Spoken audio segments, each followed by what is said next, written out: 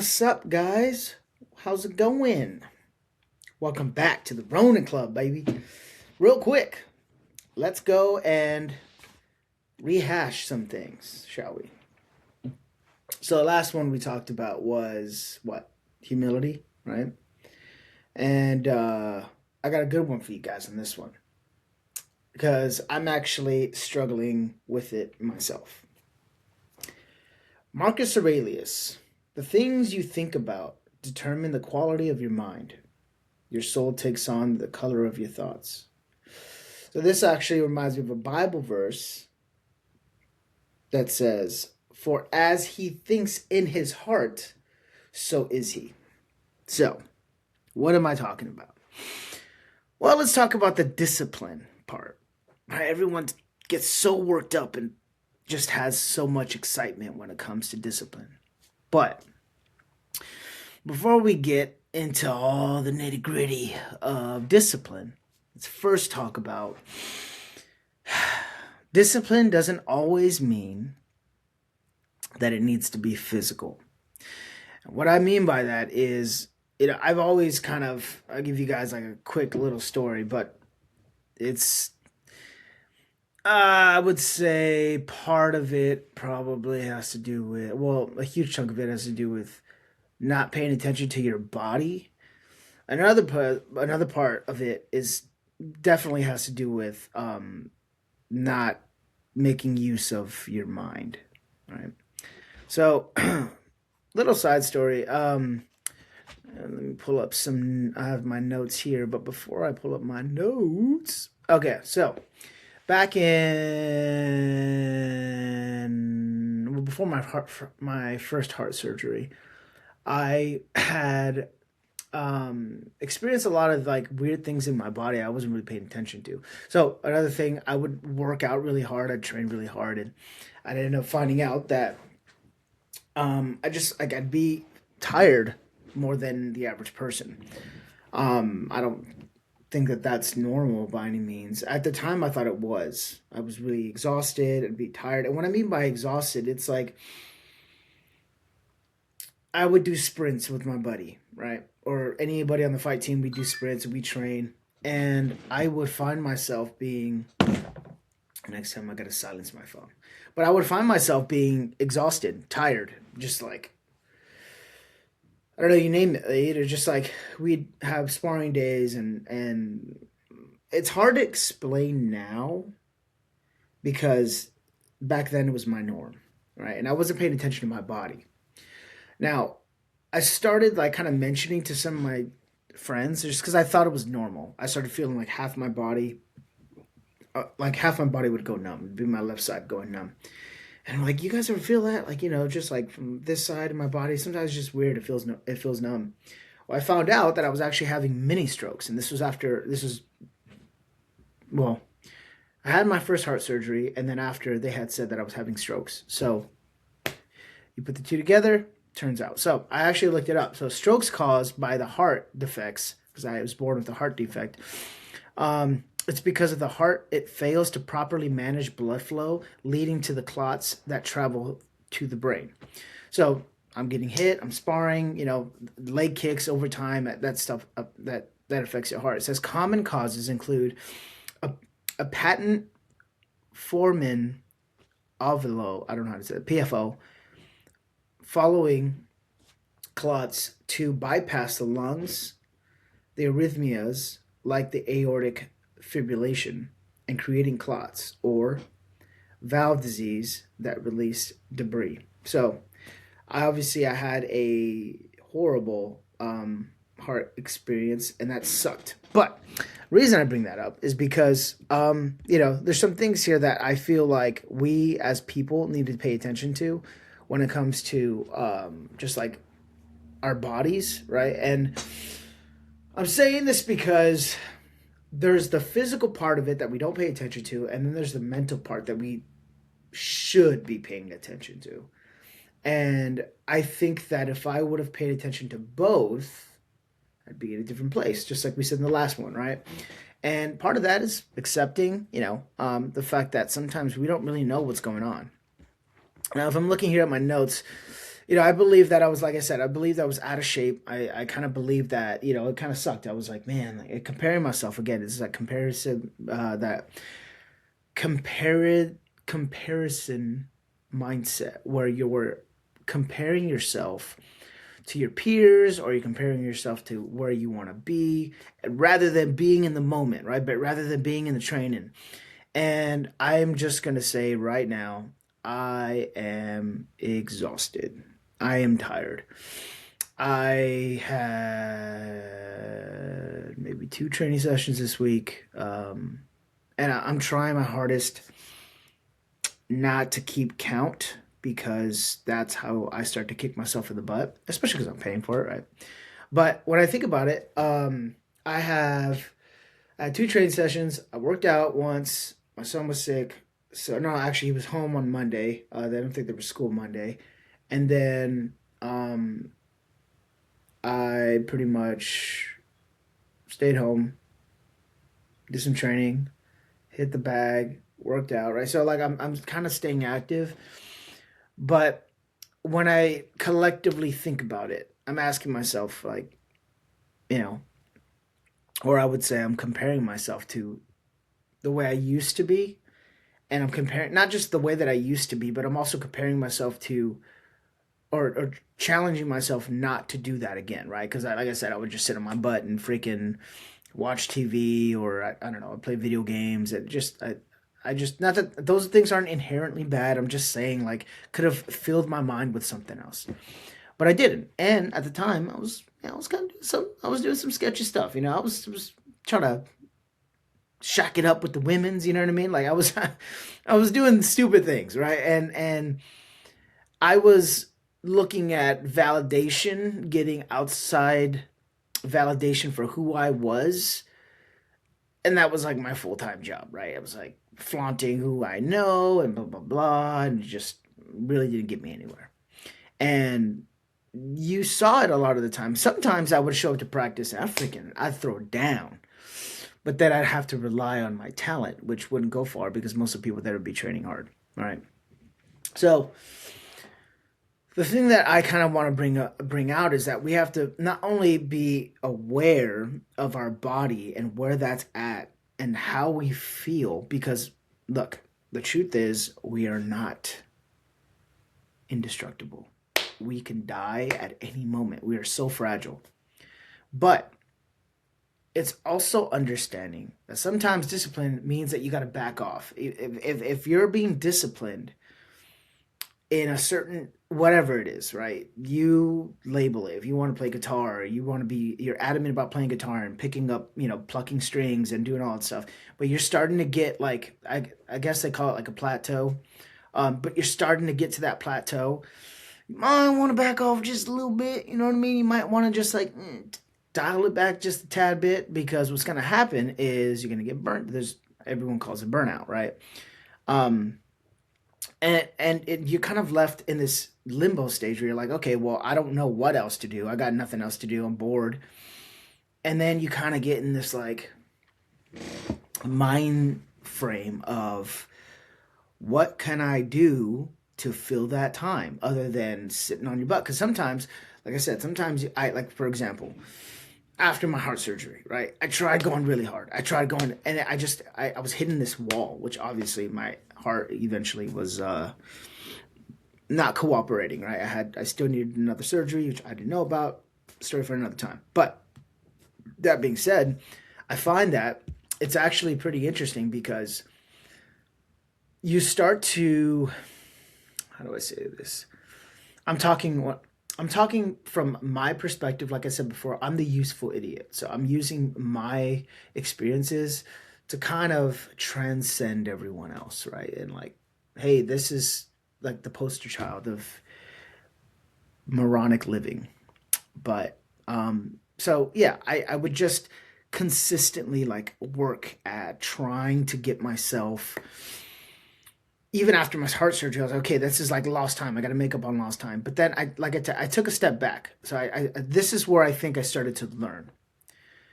Sometimes discipline requires you to train or do whatever it is you're doing, study on it, and recover while you educate. You're educating yourself. And what I mean by that is, for example, you go to practice, or I keep using practice like martial arts because that's like the only thing that I know, right? So you gotta bear with me a little bit, but this is the one thing that I stick to, right? And it's the best example, but it's like, okay, you show up to practice, right? Or you show up to a class, whatever class, striking class, jujitsu class, wrestling class, judo class, whatever. You show up, that's a check on the mark. Then you train. You do the training, it's grueling, and then you go home. You kind of, as you're driving, this is usually what I do when I'm driving. I'm like, I could have done that, I could have done this, I could have done that. But that's like the mind karate going on in your head. I could have done this, I could do that. Oh, I could have done this. This would have solved that, or blah blah blah. Now here's the hard part, right? So going back to the heart surgery stuff, I realized that the most disciplined thing you can do is sometimes not action. Now, that may sound like an oxymoron, but discipline, first of all, starts in the mind. You do things you don't want to do to get better at them. So you consciously know you're doing something you don't want to do, right? Well, I don't, I think now that a lot of like UFC fighters are retiring and like big name fighters are retiring, a lot of people are starting to see, because they're starting vlogs or they're doing whatever stuff that they want, like they're starting to see that they have itchy hands. Like you have so much time, you spent so much time in this thing that now you're looking at, okay, what am I supposed to do now? Like what am I supposed to do with the rest of my life, right? And I think that's where I was never, like I said, again, I was never at that level, but I did train. I filled up most of my time. Like now looking back, I'm like, okay, if I probably would have applied myself, things would have been different. But I I was training a lot, and I was going and getting like bottom feeder jobs. Like I was, and that's kind of the life of the fighter. You got to go, I don't know, you got to do DoorDash, you got to do Amazon, you got to do, and before that, warehouse work. I was working at warehouses like all the time, and I hated them because they sucked. But you can't get a full time, like a good adult job because you're pursuing fighting. Adult job is 9 to 5. Practice is usually 10 to 11 or 10 to 12. No, sorry, 10 to 1 or 10 to 2, or sometimes 10 to 12. Right, like depending on what the fight practice is consisting of. So that being said, I had this in mind. I gotta do something. I gotta do something. I gotta do something. But like, I don't know what to do. I don't like. I got so much time on my hands. I don't know what like. And there's this anxiety that's going on in your head, and then you filling all that time up with nothing. You're not doing anything. So during that hiatus I took away from martial arts, I actually told myself I'm not coming back to it. I'm done. I'm done with martial arts. I'm gonna go pursue a career. I'm gonna be an adult. I'm gonna be a big boy. And then here I am, a little boy coming and pursuing martial arts. By the way, it's very rewarding. I've heard from a lot of people who are, you know, black belts in jujitsu, black belts in judo, and they're like, dude, this is like the most rewarding. Like, this is why I left my 9 to 5 job, because they now teach or they run a business, and that's freaking awesome. So, lo and behold, it's very difficult. It's very difficult when you're coming from that like athletic perspective, because it's kind of like the people who were coming from the 9 to 5 are like, oh, I would never do this again, right? So it's kind of the same thing. But I learned that sometimes, going back to my other point earlier, is like sometimes when you're recovering, you're still in discipline mode. This is something that I lacked a long time. I never really filled that empty space or that empty time with education, right? And this is, I can't speak for everyone. This is for me. When I would not be training, we had our coach would put like, oh, look at this video, look at this video, look at this video. Now, I don't know per se, I can't say who watched the videos in the group chats. Like they're like, watch this guy do this, watch how he puts his foot here. But I just was like, nah, I'm not gonna watch it. I'm not in training, I'm off the clock kind of mentality. But I realize now that it was actually benefiting me. And now that I take a step back, you have to look at, let's just say, again, martial arts. As a martial artist, you have to look at not just martial arts as a hobby or a recreational sport, but more as an art. Like, you have to be a martial artist. You cannot operate in a way where you're thinking that this is gonna be, um, this is like I'm gonna pick up, right. I can pick up the flute and start playing, but I'm not. I don't know how you say it, like a flutist or whatever. I can pick up a guitar, right? I can pick up a guitar and think I'm a guitarist, but it's a hobby. It's a side thing. But if for me, if you're picking up a martial art, you have to understand it is a way of life. And I know that sounds really cheesy, but when you actually think about it, there's a distinct difference between a fighter and a martial artist. Because two can be like, I know a bunch of friends back in California who were fighters and then stopped fighting and they went to go do their own thing. That's cool. I know people who are fighters who were martial artists, are fighters, and are still martial artists. And what I mean by martial artist in the realm of martial arts, and I'm specifically I'm talking about whatchamacallit. Sorry, I just had a massive brain fart. I'm talking about people who live by the code, my dude. People who are living in the arts. It doesn't mean you're obsessed about it. And that's what I was getting confused about when I was younger. I thought I had to be obsessed and I had to train and do all the stuff, and that's what I was getting, like mental burnout. But now I'm realizing doing a lot of recovery doesn't necessarily mean you got to do physical stuff. It definitely means rest, yes, mobility, moving around, whatever. Sleep, obviously. Eating, obviously. Longevity is the key here. Not like a sprint, it's longevity. And I'm getting older. I'm 35. This year I'm going to be 36. Dang! 4 more years, I'm going to be freaking 40, bro. So these are things I'm taking into account. And when I process this stuff, it makes me realize like you have to take care of your mind in the process, your health, your body. And to be able to do martial art for the rest of my life, I can't fight or train the way I used to because it was foolish. And even if I tried to go that 100% and take it seriously, I can get serious burnout and to the point where I end up physically hurting myself because my body's not there. But this brings back to, so then what do we do with the mind? Well, with the mind, the best way we can do is, or the best way that I've learned is by study, right? Now, for film study, for example, I'm a visual learner. So I go to this jiu-jitsu gym down the street from my house, and they think I'm a judoka, like because I've done I watch some judo films, and I'm just consistently watching them over and over and over and over and over again. And I'm watching the steps. I play it in slow motion. All that will go by. My day's gone. Like I'm just watching these videos and I'm practicing the footwork. I obviously, if I was doing it against someone who knows judo, probably gonna get caught, right? Like I don't know what I'm doing. I'm not properly trained. I did judo when I was younger, but that was about it. Like I didn't do it consistent. I did it when I was like in my teens.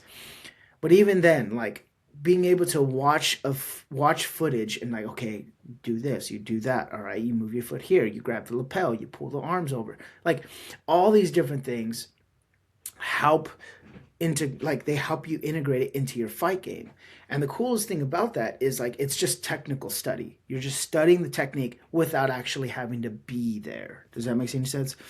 So all this to be said, it kind of the best way I can say it is like if you're a writer or you write songs or you are a musician of some sort or I don't know, you paint or these are things you want to do as like your staple, and you don't necessarily have time or you're feeling burnout, right? And you kind of feel like you need to hard-headedly just like my powerhouse through it. Let me encourage you, dude. If you slowly work through these things, you actually start to realize that if you take a break, your breaks don't necessarily need to be like, I'm gonna stop doing this or I'm gonna stop doing that. It's more so like a recovery with strategy. And overtraining is, it's gonna happen to every single human being. It's gonna happen.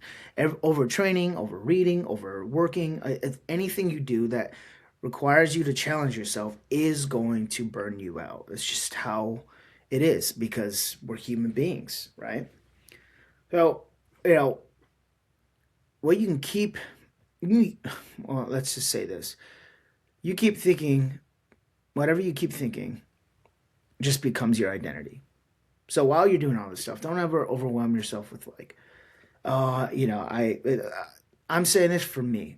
I should be doing this because this person's doing this, or I should be doing this because I am this, and whatever it is, like Proverbs 23:7 is like whatever you say, whatever a man says to himself, that's who he is, right? That's who you become. So doesn't necessarily mean I need to be like, all right, I'm the I'm the Golden Glove winner of the boxing championship, blah blah blah, and like, give yourself this like false confidence. That's not what that means, but it's like longevity over intensity is the key. You want to be able to do whatever it is you're doing for a long period of time. So if I get comfortable, for example, if I get comfortable with training or studying fight film and breaking down stuff, I can eventually teach without having to move. And eventually, one day, I might not be able to do anything. I may not be able to do the martial arts that I love.